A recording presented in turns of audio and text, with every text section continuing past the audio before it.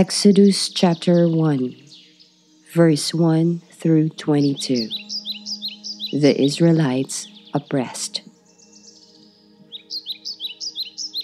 These are the names of the sons of Israel who went to Egypt with Jacob, each with his family: Reuben, Simeon, Levi and Judah, Issachar, Zebulun and Benjamin, Dan and Naphtali, Gad and Asher.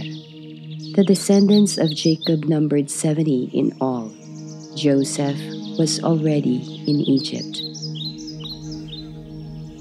Now Joseph and all his brothers and all that generation died.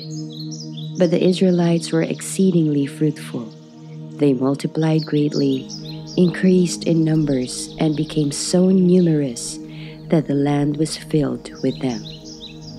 Then a new king, to whom Joseph meant nothing, came to power in Egypt. "Look," he said to his people, "the Israelites have become far too numerous for us.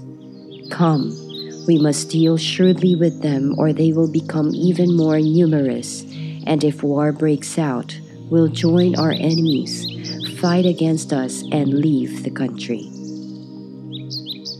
So they put slave masters over them to oppress them with forced labor, and they built Pithom and Ramesses as store cities for Pharaoh.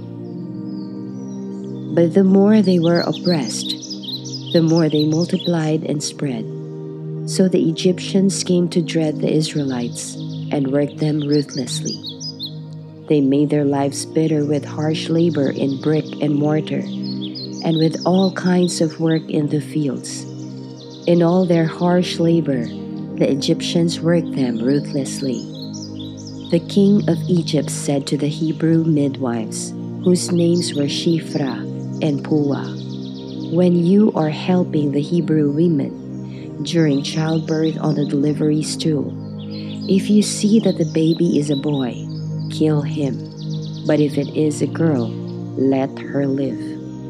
The midwives, however, feared God and did not do what the king of Egypt had told them to do. They let the boys live. Then the king of Egypt summoned the midwives and asked them, "Why have you done this? Why have you let the boys live?" The midwives answered Pharaoh, "Hebrew women are not like Egyptian women. They are vigorous and give birth before the midwives arrive." So God was kind to the midwives, and the people increased and became even more numerous. And because the midwives feared God, He gave them families of their own. Then Pharaoh gave this order to all his people: "Every Hebrew boy that is born, you must throw into the Nile, but let every girl live."